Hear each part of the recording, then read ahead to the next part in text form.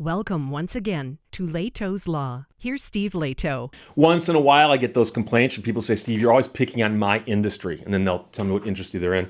They go, you never pick on lawyers. Well, I do when they're appropriately to be picked on. And also, I find this stuff just amazing when it happens. Because when you become a lawyer, to get to that point, you've gone through a bunch of hoops, time-consuming and expensive and difficult. So you graduate high school, you go to college. You graduate college, you go to law school. After you get out of law school, you pass the bar exam, character and fitness, and now you're a lawyer. So to screw that up means that you've thrown a lot of that work you've done out the window. And that work was expensive, like I said, time-consuming and difficult. So to go through all that trouble and expense, to throw it all away does always cause attorneys like myself to look at that and go, ooh, that kind of hurts. So Grant sent me a note out of Ohio from the Columbus Dispatch. Laura Bischoff writes that after a 100-mile-per-hour car chase and criminal charges, Ohio attorney suspended from law practice. So it involves a car chase and criminal charges, and he's suspended from law practice. So the lawyer's from Urbana, Ohio. And apparently Urbana, and I looked it up, kind of between Dayton and Columbus, but just up a little bit. So if you looked at a map and right about there. He led a police chase that hit 100 miles per hour. He's had his law license indefinitely suspended by the Ohio Supreme Court. Indefinitely suspended. That's an interesting thing. Because quite often they'll say your suspension is for, and they'll give you an amount. 90 days, 180 days, 1 year, 2 years, 3 years. I've mentioned before that most states will say after you've been suspended for a certain period of time, you are not a lawyer when you become unsuspended. You have to start all over again and possibly take the bar again or character and fitness again and explain and go through all those hoops again. You've already graduated law school. You've got the JD, but you still got to go through the admission process again. So that's always the issue. But an indefinite suspension, I assume, means that he's got to kick back and wait for a while and then reapply. And so I suspect that that's where he is. So he lived with his girlfriend and her daughter in his house, which doubled as his law office. Now, the girlfriend is merely identified as initials and that she worked for the lawyer. So in May of 2020, his behavior and the relationship with the girlfriend spun out of control. So it says here that on one day, she found him passed out drunk in his office. Now, that might be the problem with working out of your home. If you're that comfortable working at home, most people wouldn't get drunk in their office, in an office building, at least not as likely as they would if their office is in their home. So she says then the couple argued and that he, the attorney, shoved her and she left. So the fact that she got shoved means there's physical contact. That's a problem. The next morning, she called the police to report that her tires had been slashed. Now, some people are going to say, Steve, that doesn't prove anything. It doesn't prove anything, but it does appear to be curious that he's drunk, he pushes her, next day her tires are slashed. I'm just pointing out the order in which those things occurred. Police then arrested the attorney for domestic violence and assault. They arrested him at the courthouse, where he was attending a hearing on a client's behalf. And that's embarrassing. You show up in court, you're representing your client. As you're walking out the door, you get arrested. Now, been practicing law in Michigan for 32 years. I've never seen that happen myself. I've never seen that happen. This is the first I've heard of it happening, actually, but this is in Ohio. So things could be different there. He also failed field sobriety tests during the arrest and was charged with drunk driving. Now, and so the drunk driving must be based on the fact he drove himself to court. Now, I don't know how long he was in there because it says that he was attending a hearing. For all we know, they followed him there, saw him get out of his car, and got him then. They might have. That's not as clear in these facts as I would like. The point is he got arrested for drunk driving. Following the arrest, a trial judge issued a restraining order that let the girlfriend remain in the home and that gave the man 3 hours to retrieve his belongings. And so this is the question.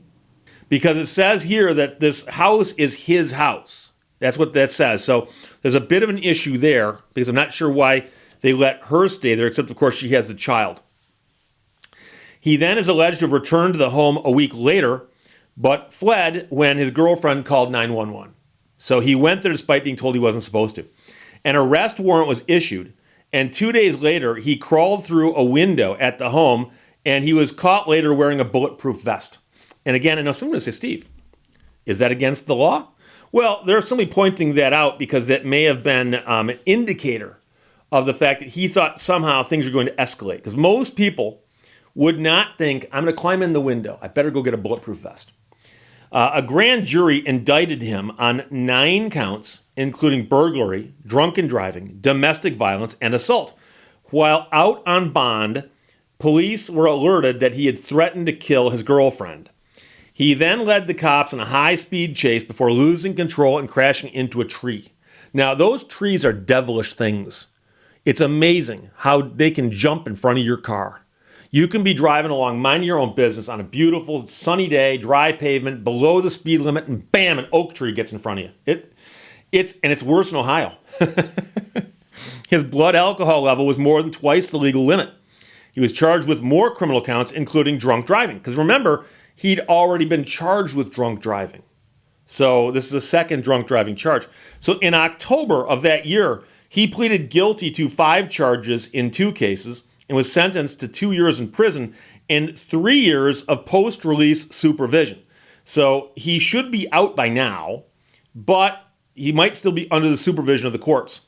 It says here that the Ohio State Supreme Court did a little counting, and they tabulated something to the effect of 16 ethics rules were violated relating to the crimes, and said that he must pay 2 clients a total of $4,750 in restitution within 90 days, and he may apply to have his law license reinstated after his post-release supervision and if he pays restitution to his clients and follows his treatment plan.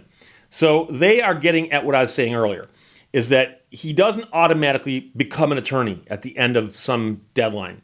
He's got to reapply to have his law license reinstated. And so they're saying he's got to serve his time, he's got to do the supervision, he's got to pay the restitution that he owes, and follow all the other requirements of probation. And if that happens, he can then reapply. And I assure you that when he reapplies, they're going to look at him and go, explain to us what's changed. Explain to us why you committed 16 ethical violations back in 2020. And now you want us to believe that just 4 or 5 years later, that ain't going to happen again.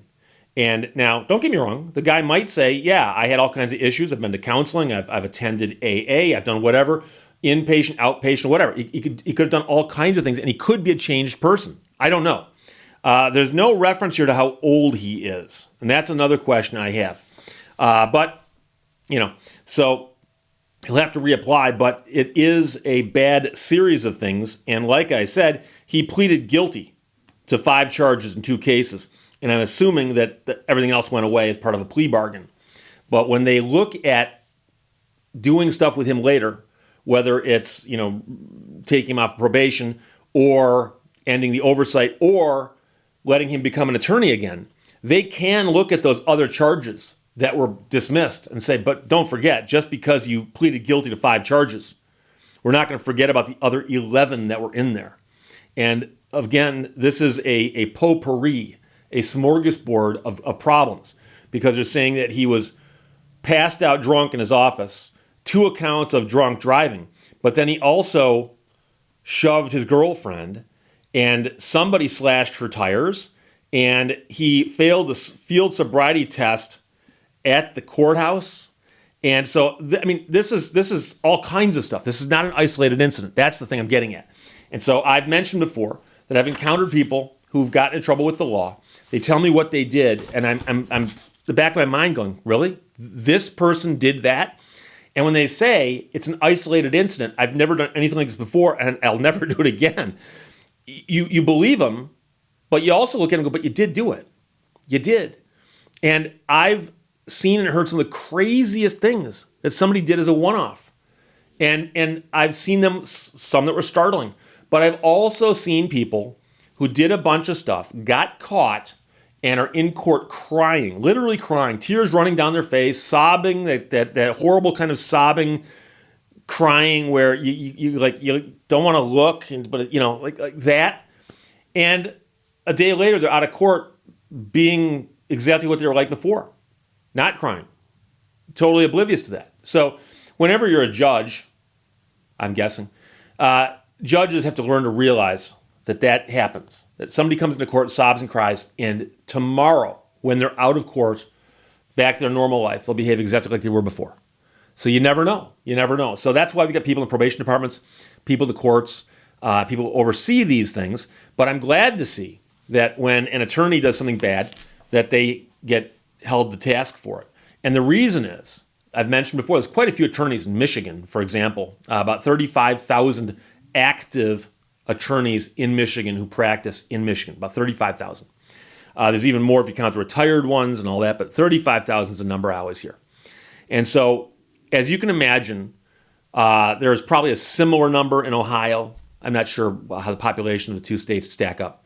But let's say there's 35,000 attorneys in your state, and one of them does something like this.